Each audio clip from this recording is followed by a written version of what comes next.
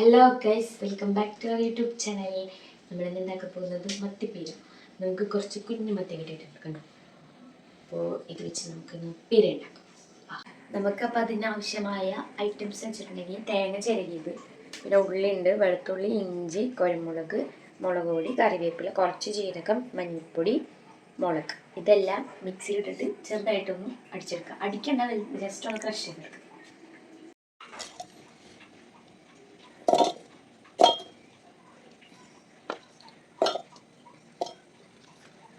ആദ്യം നമുക്കിതൊന്ന് just crush ചെയ്തെടുക്കാം.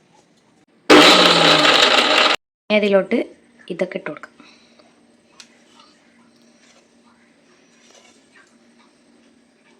നമുക്ക് ഇങ്ങനെ കിട്ടിയിട്ടുണ്ട്, ഈ പരുവം കിട്ടിയിട്ടുണ്ടെങ്കിൽ നമുക്ക് ബാക്കി ചെയ്യാം.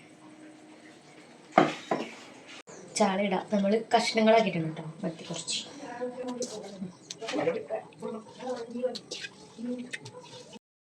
ഇനി ഈ അരപ്പിടാം.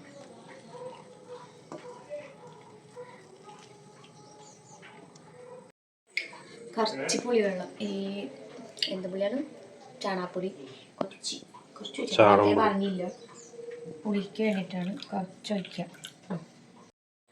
ആവശ്യത്തിന് ഉപ്പിടാം. ഇട്ട് നന്നായിട്ട് മിക്സ് ചെയ്യുക.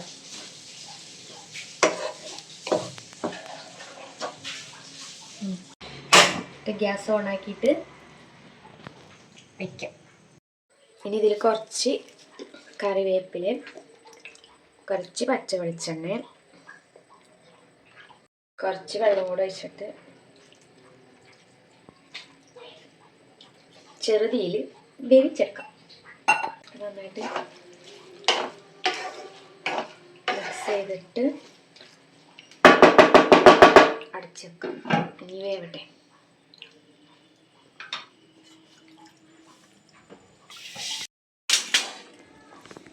ഇടയിൽ നമ്മൾ ഇളക്കി കൊടുക്കണം, അല്ലെങ്കിൽ അടി പിടിക്കും. അപ്പം നന്നായിട്ട് ഇളക്കി കൊടുക്കുക. നല്ല മണം വരുന്നുണ്ട് കേട്ടോ. അതായത് മത്തി ഈ പീരയുടെ ഒപ്പം ഇങ്ങനെ മിക്സ് ചെയ്യണം.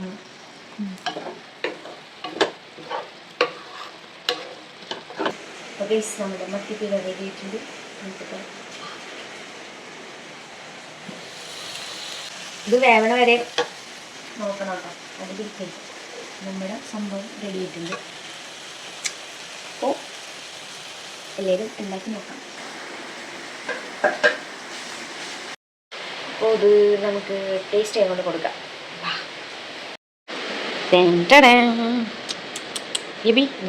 ഞാൻ ഉണ്ടാക്കിയ മത്തിപ്പീര ചൂടുണ്ട് കേട്ടോ, ചൂടുണ്ട്.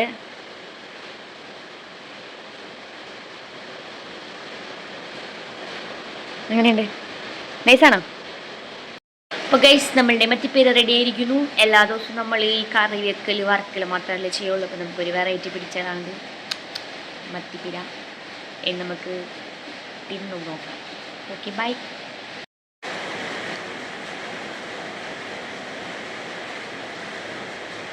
സൂപ്പറാണ്.